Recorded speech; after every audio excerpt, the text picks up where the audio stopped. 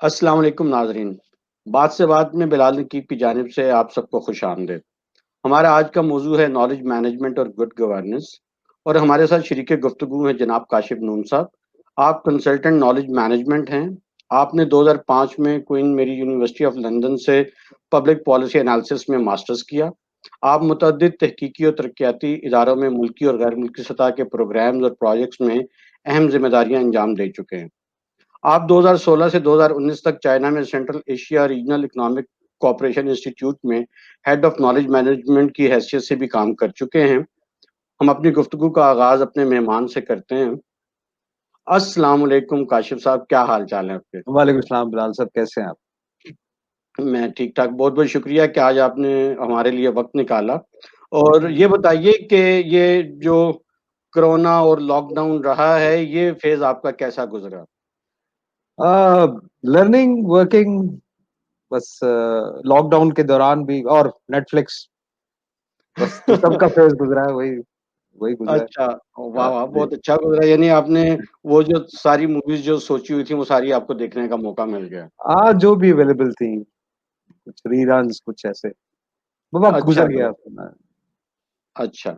तो काशिफ़ साहब, आप मुझे ये बताइए, जब हम अपने मौज़ू पे जाने से पहले मैं ये जानना चाहूँगा कि आप सरकार में भी एक आला ओहदे पर रहे हैं और फिर सरकार से निकल कर आप प्राइवेट सेक्टर में आ गए। तो ये फ़ैसला आपने क्यों किया? सरकार में तो बड़ी स्पेस होती है अफ़सरी की। अ, हाँ, शायद आप ठीक कह रहे हैं। वो भी एक वक़्त था, लेकिन वो कहते हैं ना, लीप ऑफ फेथ था कि सरकार की नौकरी छोड़ना मुश्किल फैसला था, लेकिन बहरहाल वो एक तो जिस नौइयत का काम था, उसपे मैं ग्रो नहीं कर मतलब मैं खुद देख रहा था कि मैं ग्रोथ नहीं है पर्सनली, हुँ, नॉलेज नहीं हुँ। बढ़ रही, जो शायद कोई अपनी ज़िंदगी को मीनिंग मैं देना चाह रहा हूँ, वो मैं नहीं दे पा रहा था। हर एक की ख्वाहिश होती है, शायद तिफ़लाना ख्वाहिश है, लेकिन ये है कि हर एक की एक शायद इन्नेट ख्वाहिश होती है कि अपनी ज़िंदगी को कोई उसका मकसद अ, कुछ मकसदियत हो उसमें। तो सरकारी नौकरी में पॉसिबल नहीं था, इसलिए अच्छा, फिर ऐसा है। अच्छा, बिल्कुल जो मौज़ू है हमारा, मैं उसमें कुछ थोड़े-से बुनियादी नौइयत के सवाल से आगाज़ करूँगा, क्योंकि कुछ ऐसे हमारे साथी भी जो होते हैं, जो अभी करियर के आगाज़ में होते हैं और उनको बहुत बेसिक इन्फॉर्मेशन भी चाहिए होती है। तो नॉलेज मैनेजमेंट की इस्तिलाह वैसे तो एक वसीअतर मफ़हूम रखती है, लेकिन जब हम सरकारी और निजी इदारों में इस्तिलाह को इस्तेमाल करते हैं, तो नॉलेज मैनेजमेंट से हमारी क्या मुराद होती है? बिलाल साहब, ये basically it's second generation communication strategy, जो अब जब आप भी मेरे ख्याल में अब सेक्टर में आए थे, मैं भी आया था, तो हर प्रोजेक्ट की एक कम्युनिकेशन, हर ऑर्गेनाइजेशन की कम्युनिकेशन स्ट्रैटेजी होती थी।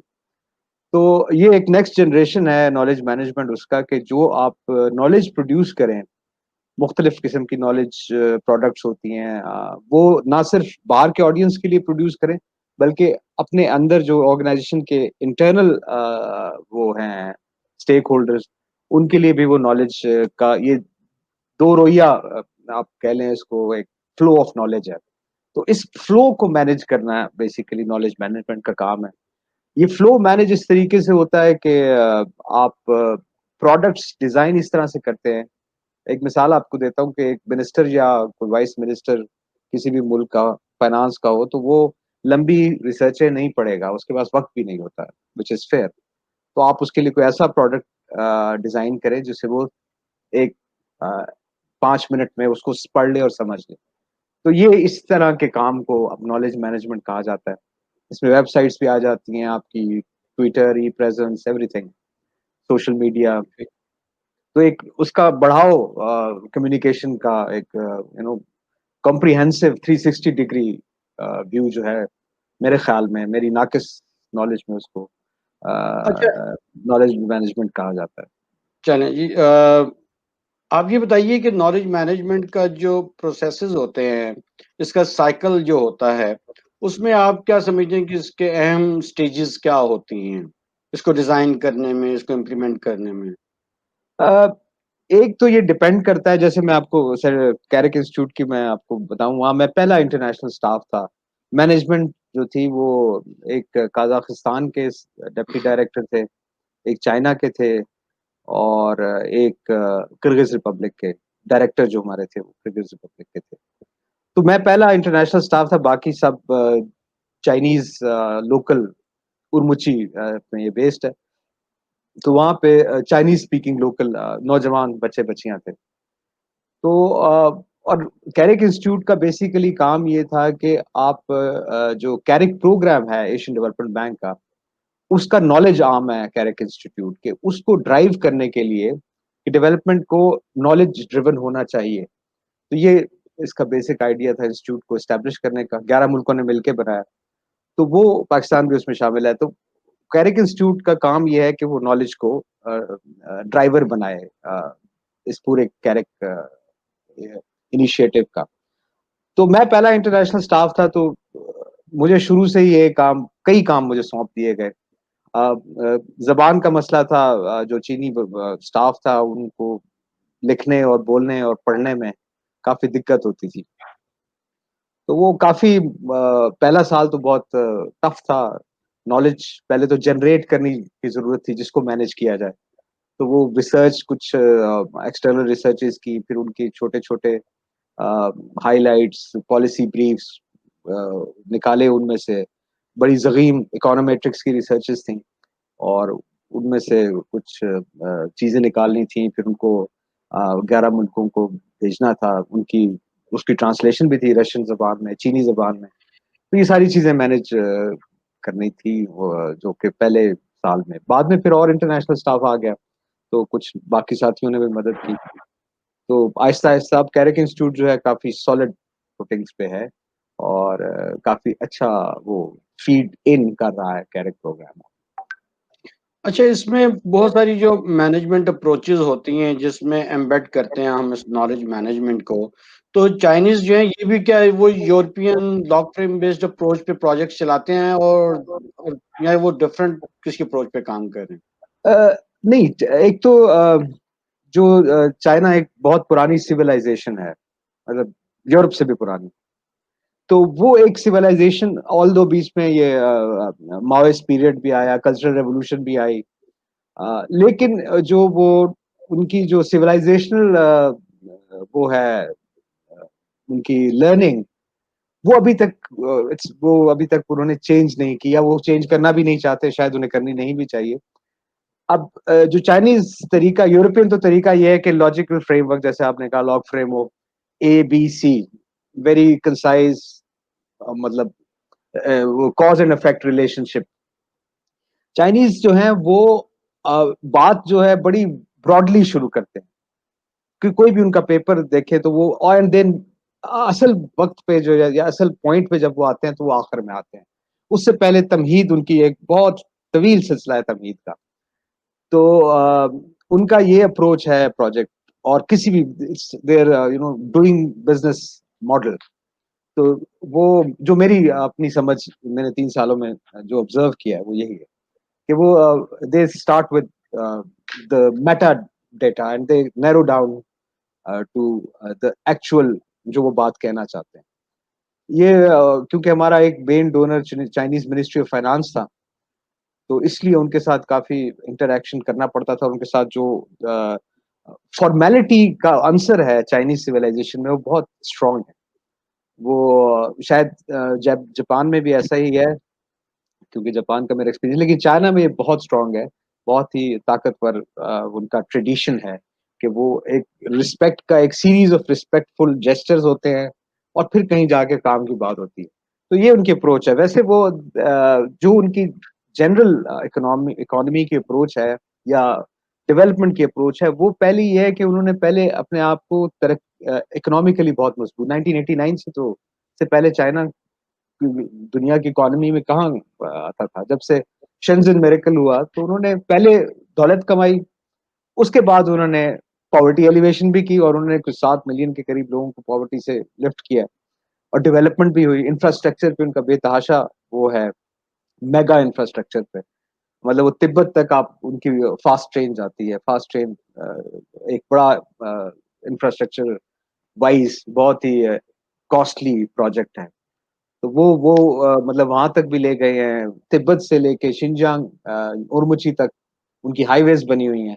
जिस बॉर्डर एरिया में इंडिया और चाइना की झड़पें हुई हैं, तो वो असल में इंडिया का भी स्ट्रेटेजिकली इम्पोर्टेंट, लेकिन चाइना के लिए वो तिब्बत और शिनजांग का कनेक्शन है, जो वेस्टर्न और सदर्न चाइना है। ये उनके स्ट्रेटेजिकली इम्पोर्टेंट एरियाज़ हैं। ये पूरी एक अच्छा, आर्क से बनती है, इनर मंगोलिया, शिनजियांग और तिब्बत। जी, अच्छा ये जो प्रोजेक्ट में आप नॉलेज मैनेजमेंट कर रहे थे, जी। तो इसका आउटकम क्या था? मतलब वो सारा जो नॉलेज आप जनरेट कर रहे थे, वो फीड कहाँ पे कर रहा था? और वो कौन-सी फी डिसीजन मेकिंग में वो हेल्पफुल था वो? जो कैरेट प्रोग्राम है, इसका एपेक्स जो बॉडी है डिसीजन मेकिंग, वो है मिनिस्टीरियल कॉन्फ्रेंस उसको कहते हैं। वो सारे मुल्कों 11 मुल्कों के जो फाइनेंस मिनिस्टर्स हैं, वो उसके मेंबर हैं। हमारा जो बोर्ड था, ये गवर्निंग काउंसिल, वो भी इन्हीं 11 लोगों पर मुश्तमिल था। तो हमने ये किया कि मुख्तलिफ 11 मुल्कों से हमने उनसे ट्रेनिंग मतलब नीड असेसमेंट की सबसे पहले। ये मैंने जब 2016 में गया था, तो वहाँ पे मैंने ये टूल इंट्रोड्यूस कराया था कि कंट्रीज़ कैरेक इंस्टीट्यूट से क्या एक्सपेक्ट करती हैं। किस किस्म की रिसर्च करनी चाहिए, किस किस्म की ट्रेनिंग्स करनी चाहिए, किस किस्म की नॉलेज प्रोडक्ट्स उन्हें चाहिए, उनको रिक्वायरमेंट्स क्या हैं। तो 11 मुल्कों से जवाबात आए, हर साल फिर ये एक्सरसाइज़ हर साल की जाती थी कि इस साल आप क्या चाहते हैं। तो उनको सिंथेसाइज़ करके वो कन्वर्ट होता था रोलिंग ऑपरेशनल प्लान में। 1-2 साल का ऑपरेशनल प्लान उसको वो बुलाया जाता है। यानी वर्क प्लान जिसको हमारा आप कहते हैं। तो वो वर्क प्लान में वो कंट्री नीड्स ट्रांसलेट होती थी वर्क प्लान में। तो वो रिसर्चेज़ भी आइडेंटिफ़ाई होती थी, और उन उन रिसर्चेज़ को ज़्यादा तरजीह दी जाती थी जिनकी नौइयत रीजनल लेवल की हो। नेशनल रिसर्चेज़ भी की जाती हैं, लेकिन ज़्यादातर वो रिसर्चेज़ की जाती थी हैं और थी जो कि रीजनल इम्पैक्ट हो। तो वो क्या करना, ट्रेनिंग्स डिज़ाइन करना, मसलन स्मॉल एंड मीडियम एंटरप्राइज़ पे बहुत से मुल्कों की ख्वाहिश थी। इंडस्ट्रियल पॉलिसी पे थी, इंडस्ट्रियलाइज़ेशन मॉडल्स पे थी।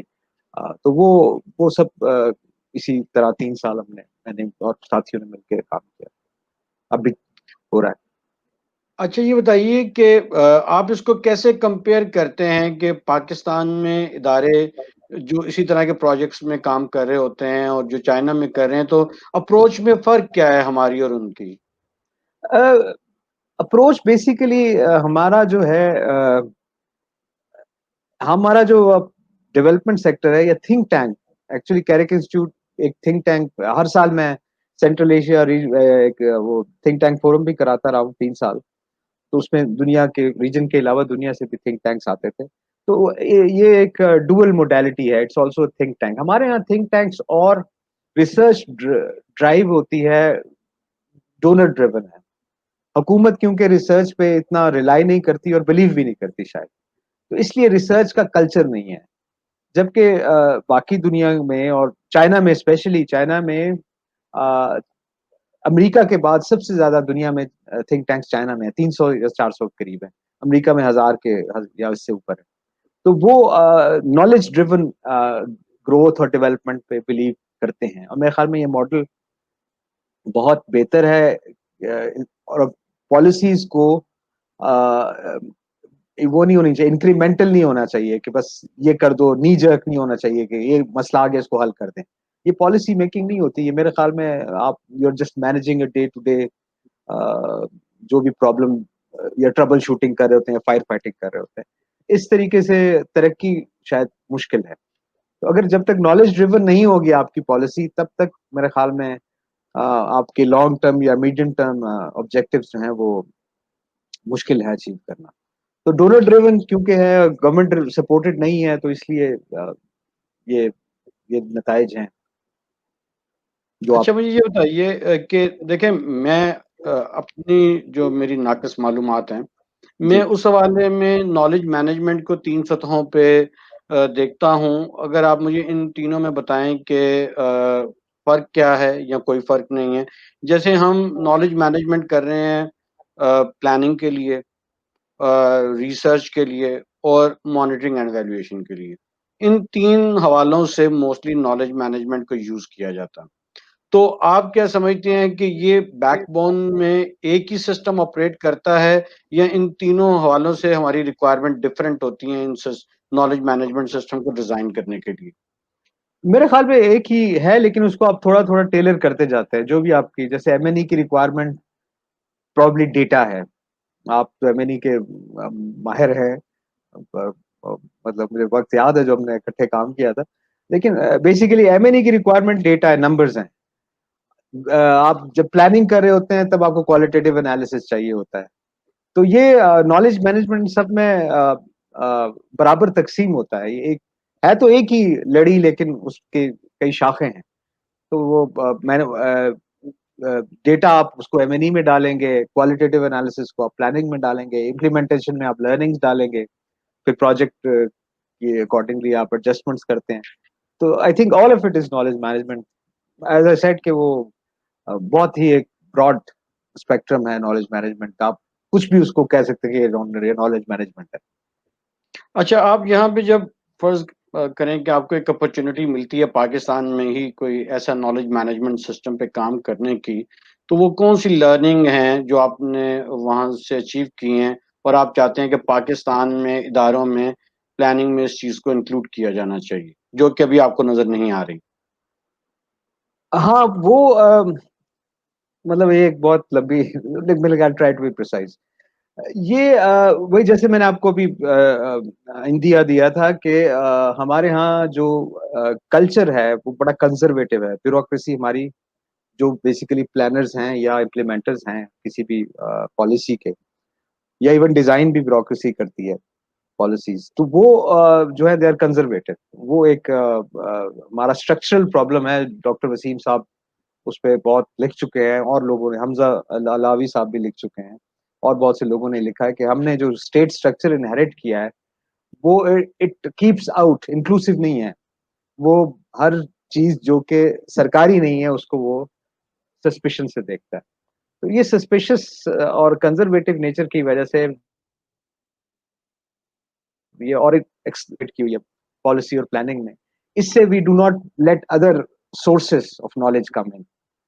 अ, चाइना में तो चलो सिंगल पार्टी हुकूमत है, लेकिन अमेरिका में रैंड कॉर्पोरेशन या ब्रुकिंग्स इंस्टीट्यूट, वो मेजर वो उनकी उनकी रिसर्चेस पे पॉलिसियाँ बनती हैं।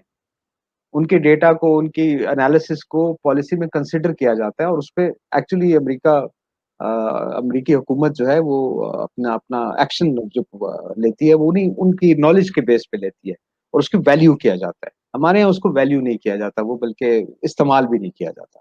हमारे यहाँ जो लेबर पॉलिसी, एक ही पॉलिसी है जो रिटन फॉर्म में आती है, उसमें भी वो भी कोई डोनर से पैसे लेके कंसल्टेंट्स आके बना के देते हैं। तो ये हुँ। इश्यूज़ हैं हमारे, जिस वजह से मेरे ख़्याल में हमें मज़ीद मेहनत की पाकिस्तान को, और हुकूमत पाकिस्तान और पाकिस्तान के लोगों को उसकी ज़रूरत है। और स्पेस देना चाहिए, नॉलेज क्रिटिकल भी हो सकती है। इस क्रिटिसिज़्म का भी स्पेस होना चाहिए, ताकि कंस्ट्रक्टिव क्रिटिसिज़्म को यूज़ किया जा सके फॉर कोर्स करेक्शन। अगर हम ये अच्छा अलाउ ये नहीं करेंगे तो फिर मुश्किल है। अच्छा, पाकिस्तान और चाइना फ्यूचर में और करीब आ रहे हैं और कोलैबोरेशन में जा रहे हैं। तो आपको क्या लगता है कि हमारे कल्चरल सिमिलैरिटीज़ या मिसमैचेस क्या हैं, जिस पे हम जब फ्यूचर में कोलैबोरेट करेंगे तो हमें क्या उसके एडवांटेजेस होंगे या चैलेंजेस होंगे? चाइनीज़ कल्चर बहुत मुख्तलिफ है हमसे। हम मतलब उसको समझने में हमें बहुत वक़्त लगेगा। जैसे मैंने बताया कि जो एक मीटिंग शुरू होती है तो उसका आधे से ज़्यादा हिस्सा तो वो इधर-उधर की बातें जो कि उनके नज़दीक बड़ी अहम है, वो पूछते रहते हैं, और वो डिस्कशन होता है, एक-दूसरे को ज़्यादा से ज़्यादा इज़्ज़त देने की कोशिश करते हैं, और आखिर में वो असल बात करते हैं। तो ये एक ऐसा, व्हेयरएज़ हमारा यहाँ तो हम तो फ़ौरन डायरेक्ट उस पे आने के आदी हैं कि हम चाहते हैं कि फ़ौरन बात हो जाए, बस बात खत्म हो। तो वो पेशेंस जो चाइनीज़ कल्चर में है वो हमारे यहाँ नहीं है। We are pretty impatient people. तो वो शायद ये एक मिसमैच मैं समझता हूँ कि होगा, जब आप नेगोशिएशन एक बड़ा लंबा प्रोसेस, चाइनीज़ के साथ कोई भी मसला हमारी अब एफटीए अभी तक फ्री ट्रेड एग्रीमेंट 1 दफ़ा या 2 दफ़ा नेगोशिएट होके खत्म भी हो चुका है, दोबारा से रीनेगोशिएट हो रहा है। तो they are very tough negotiators. So अच्छा जी। जी, बस मैं ये जानना चाह रहा हूँ कि आप क्योंकि वहाँ पे बहुत ज़्यादा ट्रैवल करते रहे हैं और बहुत सारी लोकेशंस में भी गए हैं, तो आपको ये सारे प्रोसेस में आपकी क्या ऑब्ज़र्वेशन है कि उनकी डेवलपमेंट अब किस स्टेज पे है? आप उसकी मजमूई तरक्की की बात मैं कर रहा हूँ और सारे समाजी इंडिकेटर्स, आपके ऑब्ज़र्वेशन क्या है चाइना की सोसाइटी में? सर वो अब चाइना बेसिकली वो 4 ग्रोथ स्टेजेस होती हैं, एग्रीकल्चर, इकोनॉमी, फिर आप जो आखिरी फिर एग्रीकल्चर से इंडस्ट्रियल, फिर कंज्यूमर इकोनॉमी। अमेरिका और यूरोप एक कंज्यूमर इकोनॉमीज़ हैं। मतलब ये एक मिसाल है कि वो हुँ, हुँ। उनके लोग इतने डिस्पोजेबल इनकम है उनके पास, या इतने मुआशी तौर पे खुशहाल हैं कि वो दुनिया सारी चीज़ें बना के उनको बेचती है और वो खरीद सकते हैं। तो ये कुव्वत खरीद उनकी बहुत ज़्यादा है अमेरिका और यूरोप में। तो बेसिकली वो उनको कंज्यूमर इकोनॉमी, लेकिन जो नेक्स्ट स्टेज है वो इनोवेशन इकोनॉमी की है। वो जो ये जो आपने सॉफ्टवेयर लिया है, ये वाली economy, data economy, richest companies इस वक़्त दुनिया की वो डेटा कंपनीज़ हैं।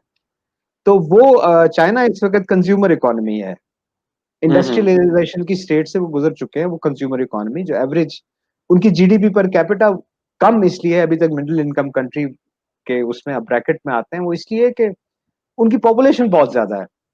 जो पर कैपिटा आप निकालेंगे तो डिवीज़न में वो ज़ाहिर है जो आपका फिगर आएगा या नंबर आएगा वो थोड़ा आएगा। लेकिन एक्चुअली उनके पर they have got a lot of disposable income. 2025 तक प्रेज़िडेंट शी जिनपिंग कह रहे हैं कि वो इसको इनोवेटिव इकोनॉमी में कन्वर्ट कर देंगे। तो ये ठीक। और वो जब कोई बात कहते हैं प्रेसिडेंशियल लेवल तक बात आती है तो वो एक पूरा प्रोसेस है, जो एक पार्टी से शुरू होता है, फिर उनकी काउंसिल एक है, जो एक स्टेट काउंसिल है उसमें आता है, उसमें डिस्कस होता है और उसपे कई साल लगे हैं। कोई पॉलिसी जैसे मैंने कहा कि इनकी पेशेंस इज़ अमेजिंग। सालों में एक ठीक। पॉलिसी जो अनाउंस हो जाती है देन उसपे रिलेंट नहीं करते। फिर वो उसपे वो रहते हैं। और ये उनके लिए ज़रूरी है, इतनी बड़ी पॉपुलेशन को और इस एनवायरनमेंट में जब इंटरनेट भी है और सोशल मीडिया भी है, तो वो they have to keep that control over their society as well as grow. Growth उनका ऑप्शन है, एक ही ऑप्शन है कि वो ग्रो करते जाएँ, ताकि उनकी जो डिसेंटिंग एलिमेंट्स हैं, हांगकांग हो गया वगैरह-वगैरह, वो कहीं सरफेस ना हो। अच्छा, आपने बहुत ट्रैवल किया इस दौरान में, आप ये बताइए कि ट्रैवल में कितनी किताबें पढ़ ली हैं आपने? बहुत पढ़ी किताबें ट्रैवल के दौरान भी, वैसे भी यहाँ से आता था तो लेके जाता था किताबें। तो अब काउंट तो याद नहीं है लेकिन काफ़ी किताबें पढ़ ली हैं, उर्दू, अंग्रेज़ी और उर्दू पे कुछ कुछ शायरी भी पढ़ी, बेदिल पढ़ा मैंने, यहाँ मैं किताब वाह! ले गया था। अच्छा। तो वो भी और वो इसलिए मैंने पढ़ा इंटरेस्टिंगली कि बेदिल ताजिकिस्तान में उसको पूजा जाता है तो हिंदुस्तान का शायर। तो अब्दुल कादिर बेदिल को ताजिकिस्तान, अफ़गानिस्तान और सेंट्रल एशिया में, ताजिकिस्तान और अफ़गानिस्तान, सेंट्रल एशिया के कुछ इलाकों में अब्दुल कादिर बेदिल को बहुत उसकी वो है, अ, बहुत लोग जानते भी हैं, पहचानते भी हैं, गाया जाता है। तो वो हमारे यहाँ मेरे ख़्याल में इतना शायद किसी को कम लोगों को मालूम होगा। तो कोई आपको शेर उनका कोई इस वक़्त ज़हन में आ रहा है तो कुछ सुनाएँ हमें आप शेर उनका। अरे वो है, हाँ, वो फ़ारसी में है बेसिकली। सुना दें चसा फिर ट्रांसलेशन भी कर मैं कर दीजिएगा। देता हूँ। चसागर शीशाए सात कुनम रेगे बयाबारा। मेरा तलफ़्फ़ुज़ फ़ारसी का या एक्सेंट वो नहीं है। मतलब इसका मतलब ये है कि मैं रेगिस्तान की रेत को आवर ग्लास में 7 कुनम में कैसे बंद करूँ? वो जो रेत वाली घड़ी होती थी, कि हुँ, रेगिस्तान की हुँ। रेत को मैं उस घड़ी में कैसे बंद करूँ? तो ये वाह! इस तरह का वो बहुत आला शायर था और एक किताब बेदिल की मैंने उधर ताजिकिस्तान से खरीदी थी और अचानक मेरी नज़र पड़ गई। वहाँ से मैंने ये खरीदी। अच्छा, आपने एक बार कॉलम लिखा था खान अब्दुल गनी खान की फ़लसफ़े पे, उनकी शख्सियत पे, उनकी शायरी पे। कुछ वो हमारे साथ शेयर करेंगे आप कि क्या इंस्पिरेशन है आपकी? अब इंस्पिरेशन वैसे मुझे थोड़ा-सा शायरी से लगाव है, काफ़ी थोड़ा-सा ज़्यादा और उसपे हर ज़बान की शायरी से। तो पेशावर में मैं कुछ अर्सा 2-3-4 साल मैंने बल्कि गुज़ारे हैं पेशावर में, तो पश्तो मैं समझ लेता हूँ, कभी-कभी ज़रूरत पड़े तो बोल भी लेता हूँ। तो इस वजह से आप जाते हैं, आप तो पेशावर बेस्ड हैं, तो गनी खान का ज़िक्र जो है वो एक एक हवा की मानंद है। पेशावर का आप सोच नहीं सकते गनी खान को सोचे बगैर। वहाँ आप पठान पढ़ा लिखा जो पठान होगा वो गनी खान की बात करेगा। तो शुरू से हुँ, मेरे बैचमेट्स थे वगैरह दोस्त भी थे, उन्होंने मुतारिफ कराया सिविल सर्विस अकेडमी में कि ये भी एक शायर है। मैं उससे पहले नहीं जानता था। और सिंधी और अपने पंजाबी शायरों को तो मैं जानता था, लेकिन पश्तो शायरी से मुझे बिल्कुल नाबल्ग था। तो वो जब वो उन्होंने तर्जुमा करके वो बताया तो मुझे एहसास हुआ कि ये बड़ा एक ज़बरदस्त जेम है जो कि छुपा हुआ है, मख़फ़ी है। तो क्योंकि एक हमज़ा चंदवारी और एक खुशहाल खान खट्टक तो ख़ैर बचपन में पढ़ा था, तो उसको मैं थोड़ा-सा इस तरह भी था कि वो पाकिस्तान स्टडीज़ से जितनी मोहब्बत होती है, उतनी खुशहाल खान खट्टक से थी, क्योंकि उनका ज़िक्र तारीख़ी तौर पे उसी तनाज़ुर में आता है। तो लेकिन this this was new for me, Ghani Khan was a discovery.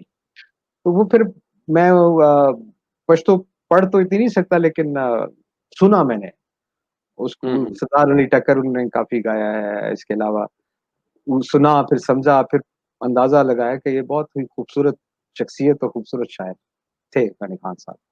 वाह! बहुत अच्छा, ये आप हमारे नाज़रीन को कौन-सी किताब रिकमेंड करेंगे कि आपके ख़्याल में लोगों को पाकिस्तान में इ फलाँ किताब जो ज़रूर पढ़नी चाहिए?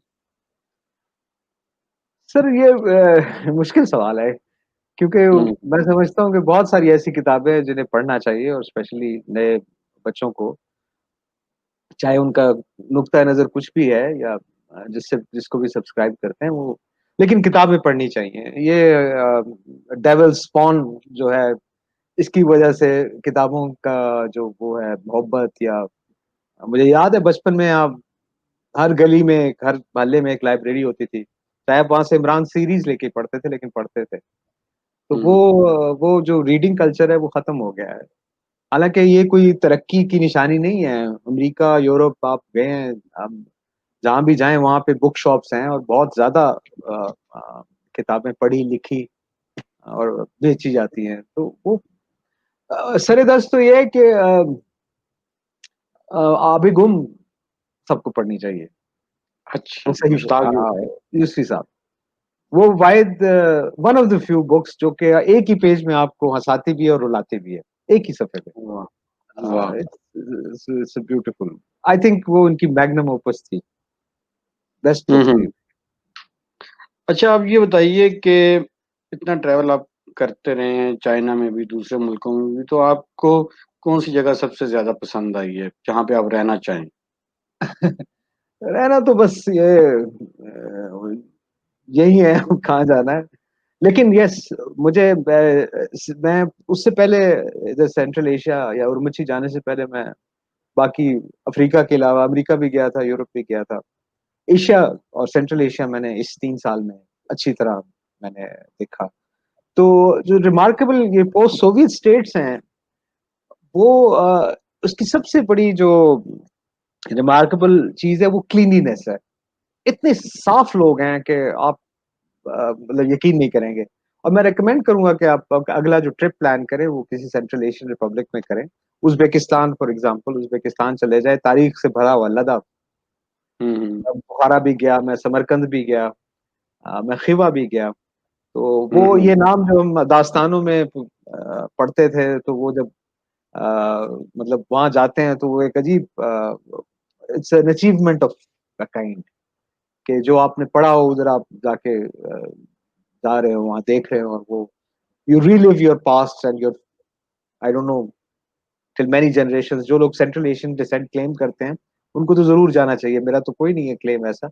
तो हिंदुस्तान मेरे आबा-ओ-अजदाद यहीं के थे। लेकिन बहरहाल जो लोग हैं और काफ़ी लोग होंगे, जिनके आबा-ओ-अजदाद सेंट्रल एशिया से इधर आए, तो वो जाएँ और ज़रूर देखें अपने वो मसलन मैं ओश गया।